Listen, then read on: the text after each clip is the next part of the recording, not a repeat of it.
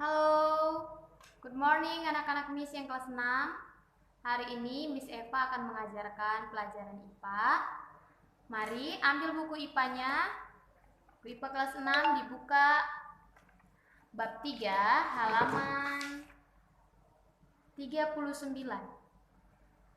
Sudah dibuka? Nah, di situ pada bab 3 kalian bisa melihat apa judul pelajarannya? Listrik, ya benar.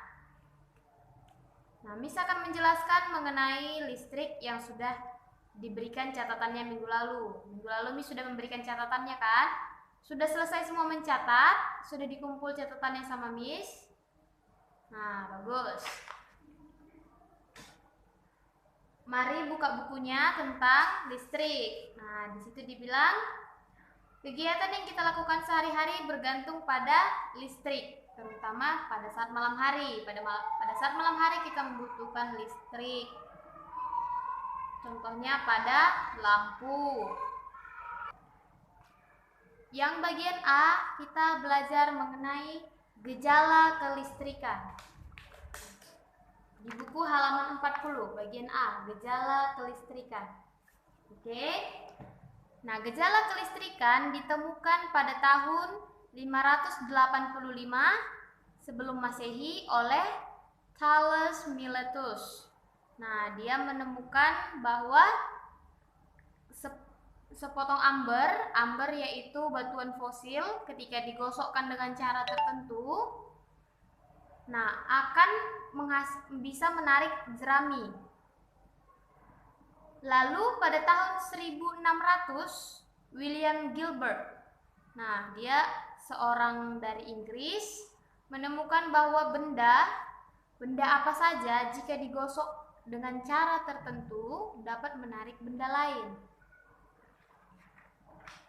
Contohnya, nah dari dua ahli tadi, Thales berkebangsaan dari Yunani dan William dari Inggris, dengan teori mereka tadi kita akan Miss akan mempraktekkannya. Kalian bisa.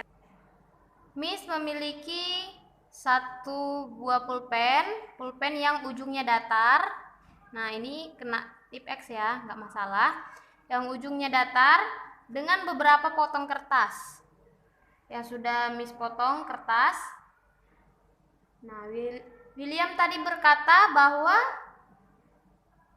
suatu benda apapun jika digosokkan dengan cara tertentu dapat menarik benda lain. Nah, jadi belakang pena yang datar ini akan Miss gosokkan di buku. Gosokkannya dengan lurus, tidak bolak-balik, dengan cara tertentu. Nah, caranya Miss buat lurus seperti ini, digosok. Nah, dapat menarik kertas ini. Perhatikan. Bentar ya, Miss gosok lagi.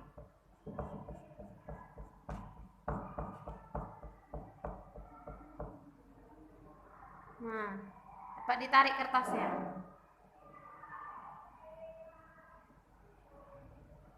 Oke. Nah, ini dinamakan adalah listrik statis. Listrik statis ini dia nggak bertahan lama, langsung lepas. Nah, nggak bisa lagi narik, harus digosok lagi. Nah, gejala kelistrikan ini dinamakan listrik statis. Selanjutnya kita akan membahas bagian B, yaitu sumber energi listrik. Nah, energi listrik memiliki sumber energi listrik diperoleh dari baterai, aki, dinamo, dan generator. Nah, benda-benda seperti baterai sering kita bilang aki, dinamo, dan generator itu dapat menghasilkan, itu merupakan sumber energi listrik. Nah, dapat menghasilkan listrik. Nah, bagaimana pembahasannya? Mari kita bahas pada halaman 42. Di situ dikatakan baterai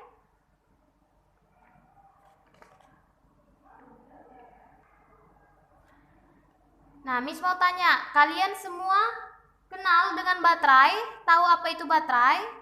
Nah, ini contohnya dia baterai.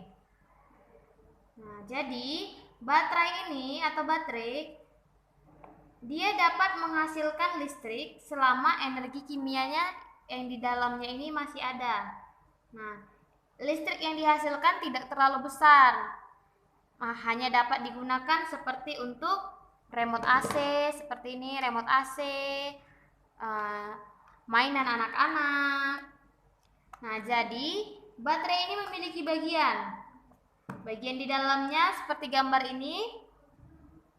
Ada dia bagiannya kutub positif dan kutub negatif. Batang karbon. Nah, ini dia batang karbon, yang ini yang lurus ini, batang karbon. Ini merupakan ujungnya ditutup dengan kuningan. Atasnya nih, dia lempengan kuningan yang berfungsi sebagai kutub positif. Jadi yang ujung keluar ini dari batang karbon ini dia kutub positif. Sedangkan yang bawah bagian luarnya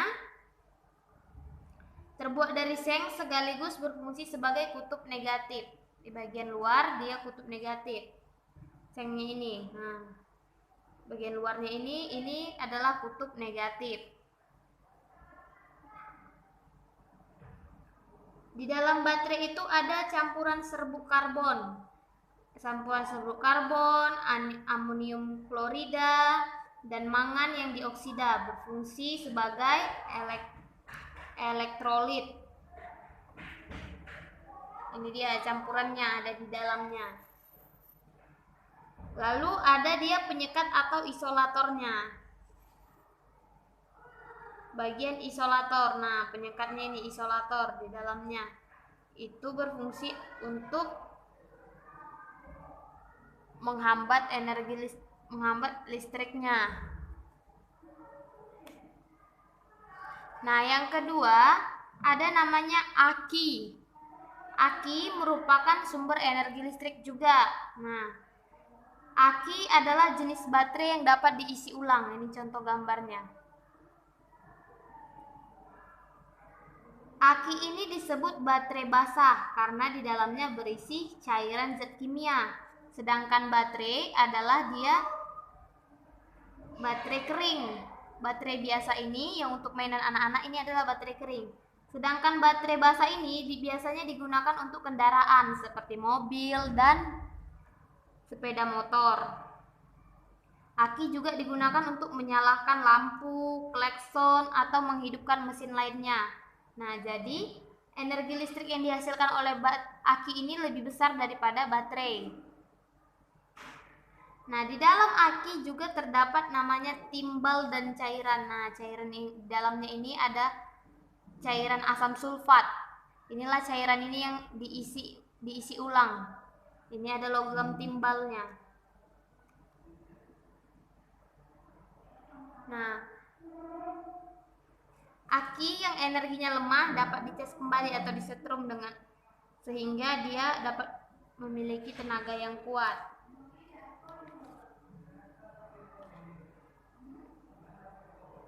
Yang ketiga, namanya adalah dinamo atau generator. Nah, dinamo ini dia prinsip kerjanya yaitu mengubah gerak menjadi energi listrik. Kalau dinamo dia untuk bahan-bahan yang ringan, sedangkan generator dia untuk listrik yang dibutuhkan oleh benda-benda yang besar.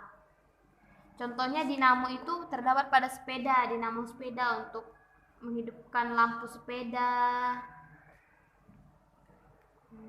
Ini dia gambar dinamonya. Dia terdiri dari kumparan kawat atau kumpulan kawat yang berterlilit-lilit. Nah, ini ada kepalanya. Ada magnet di dalamnya. Lalu ada kabel untuk membuat energi listriknya mengalir ke lampu. Sedangkan generator menghasilkan energi listrik yang besar sehingga dia dapat dijadikan sebagai pembangkit tenaga listrik. Nah, generator itu dapat membangkitkan tenaga listrik dengan cara dia dihubungkan ke turbin. Nah, turbin itu ada roda yang besar ketika dia berputar, energi gerak tadi diubah menjadi energi listrik.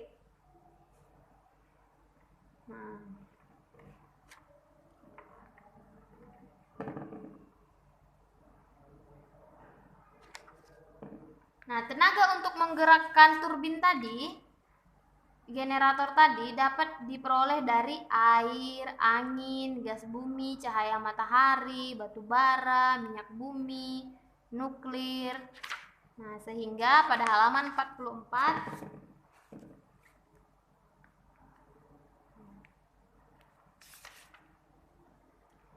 sumbernya pembangkit listriknya bisa dari tenaga air atau PLTA, PLTU, gas bumi, tenaga surya, tenaga nuklir, dan tenaga angin. Ini dia contoh gambar generatornya. Generator itu besar, saluran airnya ini pembangkit tenaga air. Contohnya ini generator yang menggerakkannya. Dari tenaga gerak, turbin air berputar, maka bisa dihasilkan listrik.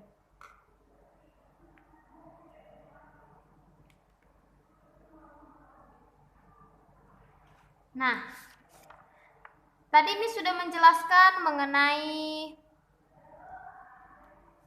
mengenai tentang gejala kelistrikan dan sumber energi listrik.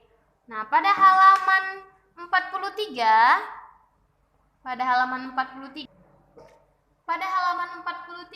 ada dikatakan di situ di atas ayo jawab, bagian ayo jawab nomor 1 sampai 5. Nah, kalian silahkan mengerjakannya berdasarkan yang sudah dijelaskan tadi, dikerjakan di buku latihan, di foto yang rapi, dibuat nama dan kelas, di garis pinggir, dikumpulkan sama Miss, ke WA Miss ya, kirim ke WA Miss Eva. Oke, demikian pembelajaran kita hari ini, jangan dilupakan, tetap semangat dan menjaga kesehatan. Bye.